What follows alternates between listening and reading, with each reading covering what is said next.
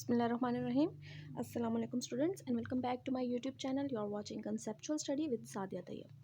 जी बेटा जी 10th class biology lecture number 2 है हमारा चैप्टर नंबर 11 का। ठीक है, हमने अपने प्रीवियस लेक्चर नंबर 1 में चैप्टर नंबर 11 स्टार्ट किया था।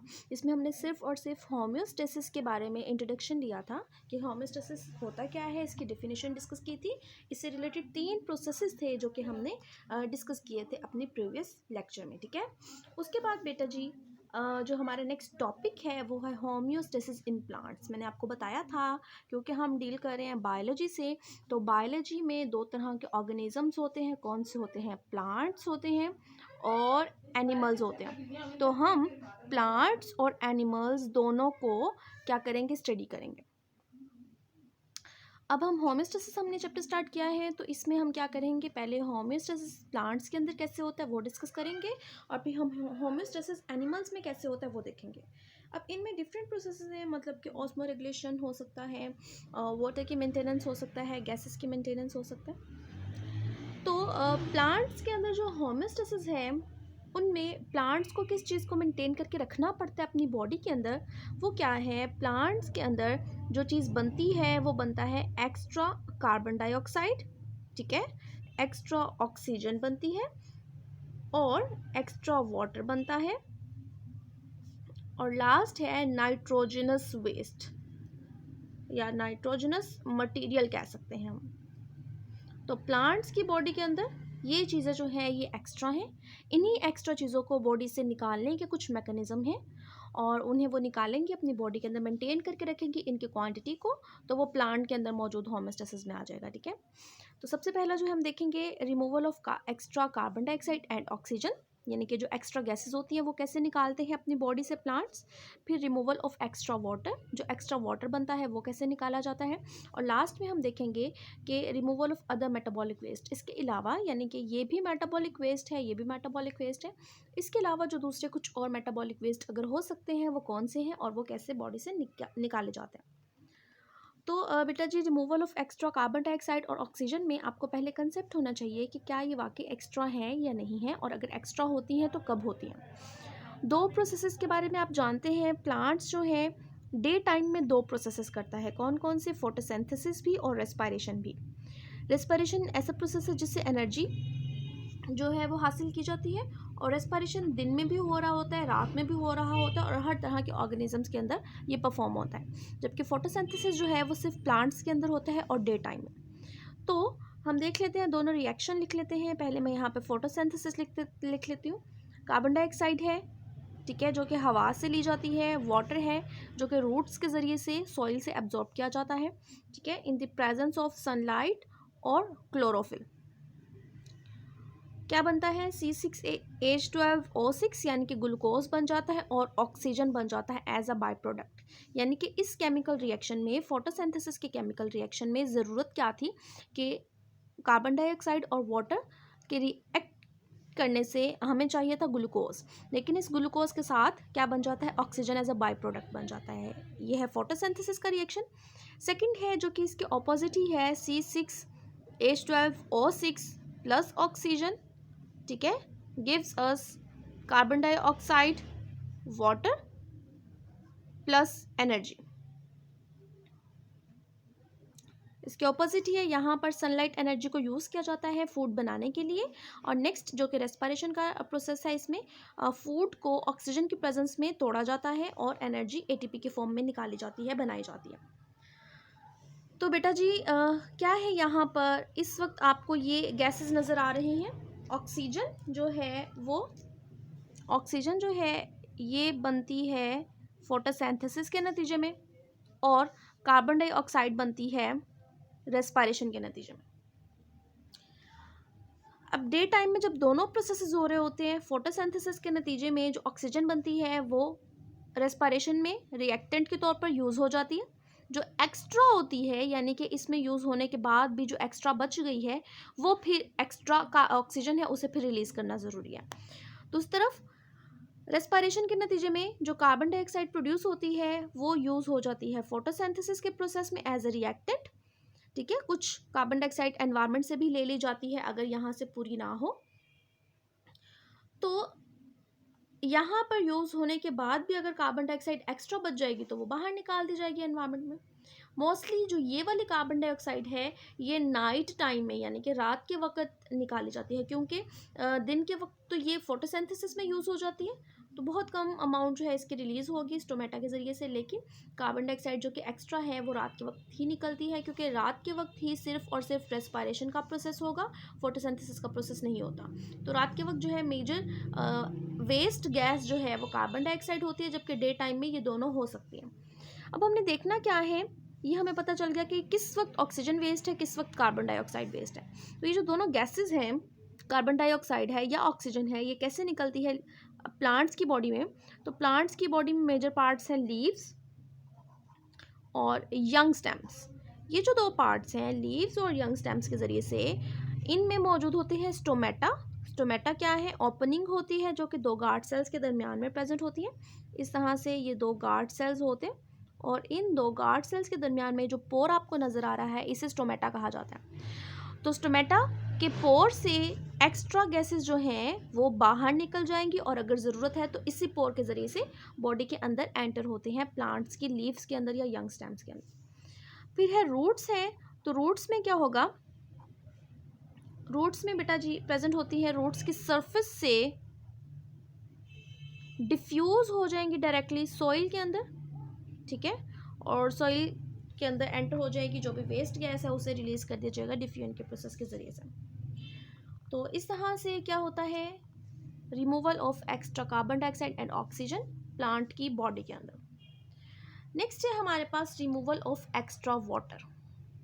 अब एक्स्ट्रा वाटर कैसे है, यहाँ पर देखें कि प्लांट्स जो हैं वाटर को एब्जॉर्ब कैसे करते हैं। प्लांट्स सॉइल से एब्जॉर्ब करते हैं, कैसे एब्जॉर्ब करते हैं, रूट हेयर्स के ज़रिए से, रूट हेयर्स के ज़रिए से एब्जॉर्ब किया जाता है। तो जब प्लांट्स ने इसको एब्जॉर्ब कर लिया, डिफरेंट प्रोसेसेस में यूज़ करेंगे, जिनमें एक आपके सामने यहाँ पर लिखा हुआ फोटोसिंथेसिस में वाटर यूज़ होता है। इसके अलावा और भी कुछ प्रोसेसेस हो सकते हैं जिनमें इस वाटर की ज़रूरत होती है। उसके अलावा ये वाटर जो है ये टर्जिडिटी भी प्रोवाइड करता है। टर्जिडिटी क्या होता है, आपने 9th क्लास में इसकी डेफिनेशन पढ़ी होगी कि प्लांट्स के सेल्स के अंदर जब वाटर बहुत ज़्यादा भरा जाता है, ठीक है, तो सेल वॉल की प्रेजेंस की वजह से वो बर्स्ट नहीं करता, लेकिन बाहर की तरफ बहुत ज़्यादा प्रेशर लगाने की वजह से एक फोर्स जो है, एक प्रेशर क्रिएट हो जाता है, उसे टर्गर प्रेशर कहते हैं और इस फिनोमिना को टर्जिडिटी कहते हैं। ये आप देखें कि अगर ये है प्लांट का सेल, तो प्लांट के सेल के अंदर जब बहुत ज़्यादा पानी एंटर हो जाता है तो साइटोप्लाज्म से वैक्यूल के अंदर जब बहुत ज़्यादा पानी हो जाता है, ये वैक्यूल बाहर की दीवारों की तरफ प्रेशर क्रिएट करता है। लेकिन क्योंकि सेल वॉल प्लांट्स के अंदर पाई जाती है वो बहुत ज़्यादा टफ होती है, वो बर्स्ट नहीं करती, फटती नहीं है, लेकिन क्या होता है कि थोड़ी सी टर्जिड हो जाती है, मतलब इस तरह से थोड़ी बाहर को निकल आती है। इसे कहते हैं टर्जिडिटी का फिनोमिना। ये उन प्लांट्स में इंपॉर्टेंट होता है जिनकी जो स्टेम है वो यंग स्टेम्स होती हैं, उनके अंदर क्या कह लें हम, वुडी स्टेम मौजूद नहीं होती, इस वजह से उनमें टर्जिडिटी प्रोवाइड की जाती है इस फिनोमिना के ज़रिए से। तो प्लांट्स में वाटर इन जगहों पर यूज़ हो गया टर्जिडिटी के प्रोसेस में और जैसे कि फोटोसिंथेसिस में। लेकिन अगर वाटर एज अ वेस्ट है तो उस एक्स्ट्रा वाटर को कैसे निकाला जाएगा, जैसे कि यहाँ पर वेस्ट बन रहा है, मतलब रात के वक्त भी रेस्पिरेशन तो हो रही है और ये वाटर कहीं और यूज़ नहीं होना तो ये वेस्ट ही है। डे टाइम में भी अगर रेस्पिरेशन ज़्यादा हो रही होगी तो वाटर वेस्ट ही बन जाएगा। एनीवे वाटर जिस पे ज़रिए से जो है वो वेस्ट बन जाता है, तो वो कैसे निकाला जाएगा बॉडी से। तो मेन जो है प्रोसेस वाटर को प्लांट की बॉडी से निकालने का वो होता है ट्रांसपायरेशन। ट्रांसपायरेशन क्या है, ट्रांसपायरेशन वो प्रोसेस है जिसके ज़रिए से क्या किया जाता है, removal of water, removal of water. अब ये जो वाटर है ये लिक्विड फॉर्म में नहीं निकलता, removal of water in the form of water vapours, in the form of water vapours from the aerial parts of leaf, aerial parts of leaf, ये इसकी एग्जैक्ट डेफिनेशन है। एरियल पार्ट्स ऑफ लीफ, या फिर plant कहना ज़्यादा better है कि plants के जो एरियल पार्ट्स हैं यानी कि जो हवा में मौजूद होते हैं, बेसिकली उनमें लीफ ही आती है। तो लीफ से एक्स्ट्रा वाटर का वाटर वेपर्स की फॉर्म में रिलीज हो जाना ट्रांसपायरेशन कहलाता है। आपकी बुक में जो इसकी डेफिनेशन लिखी हुई है वो ब्लू लाइंस में लिखी हुई है। Transpiration is the loss of water from plant surface in the form of vapours. ठीक है, अब ट्रांसपायरेशन से मिलता जुलता ही एक और प्रोसेस है, गुटेशन है। इसे कंफ्यूज नहीं करना आपस में आपने, क्योंकि गुटेशन वो प्रोसेस है कि जब रात के वक्त, क्योंकि ये जो एक्स्ट्रा वाटर रिलीज हो रहा है ना लीफ से, लीफ के अंदर एक ही पार्ट है जहाँ से एक्सचेंज ऑफ गैसेस या वाटर वेपर्स की फॉर्म में रिलीज होता है, वो है स्टोमेटा। तो स्टोमेटा जो है ना ये डे टाइम में ही ओपन होते हैं। अब opening and closing of stomata 9th class में आपने पढ़ा होगा ट्रांसपोर्ट वाले चैप्टर में। तो रात के वक्त तो स्टोमेटा बंद होते हैं, तो स्टोमेटा बंद है तो एक्स्ट्रा वाटर ट्रांसपायरेशन के प्रोसेस से रिलीज नहीं हो सकता, इस वजह से गुटेशन के प्रोसेस से रिलीज होता है। अब ये जो गुटेशन है इसका क्या होता है, क्योंकि जब रात के वक्त पानी बहुत ज़्यादा हो जाएगा लीव्स के अंदर, लीव्स के सेल्स के अंदर, वहाँ से फिर वो लीफ के जो एजेस हैं, ठीक है, लीव्स के टिप्स या एजेस, टिप्स या फिर एजेस से वाटर जो है वो प्रेशर से बाहर निकल जाएगा। इस प्रोसेस को गुटेशन कहा जाता है। ठीक है, डेफिनेशन क्या है, the appearance of drops of water on the tips और edges of the leaves is called guttation. अब गुटेशन और ड्यू ड्रॉप्स में भी कंफ्यूजन नहीं करनी है। ड्यू ड्रॉप्स क्या होता है, शबनम के कतरे, आपने ये अल्फाज सुने होंगे, ठीक है, इसके बारे में जानते होंगे आप। तो बेटा जी ड्यू ड्रॉप्स क्या होते हैं, बेसिकली सुबह के वक्त जब इर्द गिर्द की हवा ठंडी होती है तो वाटर वेपर्स भी प्रेजेंट होते हैं हवा के अंदर। हमने अपने पिछले चैप्टर में पढ़ा था कंपोजिशन ऑफ एयर, जिसमें हमने देखा था कि हवा जब हमारी सांस लेने के दौरान अंदर एंटर होती है तो हवा के अंदर कौन कौन सी गैसेस होती हैं, उनमें हमने देखा था कि उसके अंदर वाटर वेपर्स भी होते हैं। तो इसका मतलब है कि हवा की कंपोजिशन में वाटर वेपर्स भी प्रेजेंट होते हैं। तो वाटर वेपर्स जो कि प्रेजेंट है हवा में सुबह के वक्त, बहुत ज़्यादा टेम्परेचर कम होने की वजह से वो वाटर वेपर्स क्या करते हैं, टेम्परेचर कम होने की वजह से कूल हो जाते हैं, और कूल होने की वजह से कंडेंस होके वो वाटर ड्रॉप्स में या ड्रॉपलेट में कन्वर्ट हो जाता है, ड्रॉपलेट में कन्वर्ट हो जाते हैं। तो इस प्रोसेस को गुटेशन ड्यू ड्रॉप्स, इस प्रोसेस के नतीजे में ड्यू ड्रॉप्स बनते हैं। ये जो प्रोसेस मैंने लिखा है ये कंडेंसेशन प्रोसेस कहलाता है। आपने देखा है कि जब हम ड्रॉप्स को या वाटर लिक्विड फॉर्म में जब होता है उसे जब हीट दी जाती है तो हीट देने के नतीजे में वो गैस में या वाटर वेपर में कन्वर्ट हो जाता है, लेकिन अगर हम उसी वाटर वेपर को कूल करें तो वो ड्रॉपलेट्स में कन्वर्ट हो जाता है। तो बिल्कुल सेम फिनोमिना यहाँ पर है कि जब सुबह के वक्त जो है मॉर्निंग टाइम में वाटर वेपर्स जो कि हवा में मौजूद हैं ये टेम्परेचर कम होने की वजह से कंडेंस हो जाते हैं, ठंडे होकर ड्रॉपलेट्स की फॉर्म में कन्वर्ट हो जाते हैं। वो ड्रॉप्स जो हैं वो पत्तों के ऊपर, ग्रास के ऊपर गिर जाते हैं और ड्यू ड्रॉप्स बनाते हैं। तो ड्यू ड्रॉप्स में ये फिनोमिना है, जबकि गुटेशन में क्या है कि एक्स्ट्रा वाटर प्रेशर लगाने की वजह से टिप्स और एजेस से बाहर निकलता है, उसे गुटेशन कहते हैं। और ट्रांसपिरेशन क्या है, removal of water in the form of water vapors from the aerial parts of plant is called as transpiration। ठीक हो गया। नेक्स्ट हमारा जो टॉपिक है वो है removal of other metabolic waste. इसके अलावा यानी कि कार्बन डाइऑक्साइड और वाटर के अलावा जो दूसरे एक्स्ट्रा मेटाबॉलिक वेस्ट हैं उन्हें कैसे बाहर निकाला जाता है। तो बेटा जी इनमें है वो सर्टेन केमिकल्स हो सकते हैं, दूसरे कुछ मेटाबॉलिक वेस्ट हो सकते हैं। अब मेटाबॉलिक वेस्ट क्या होते हैं आपको पता होना चाहिए, वो वेस्ट जो कि मेटाबॉलिज्म के नतीजे में प्रोड्यूस होता है, मेटाबॉलिज्म के नतीजे में प्रोड्यूस होता है। ये अभी मैंने आपको पिछले लेक्चर में भी बताया था, the waste which are produces in return of metabolism process, ये metabolic process are called as metabolic waste. अभी जो वेस्ट हैं ये क्या करते हैं, ये हार्मलेस फॉर्म में यानी कि ये कोई नुकसान नहीं पहुंचाते हैं, हार्मलेस और इनसोल्यूबल फॉर्म में, इनसोल्यूबल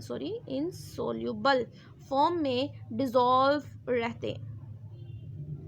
प्लांट के अंदर प्रेजेंट होते हैं, कोई नुकसान नहीं पहुंचाएंगे लेकिन रहते फिर प्लांट के अंदर हैं, क्योंकि इनके पास कोई और मैकेनिज्म नहीं है इन्हें बाहर निकालने का।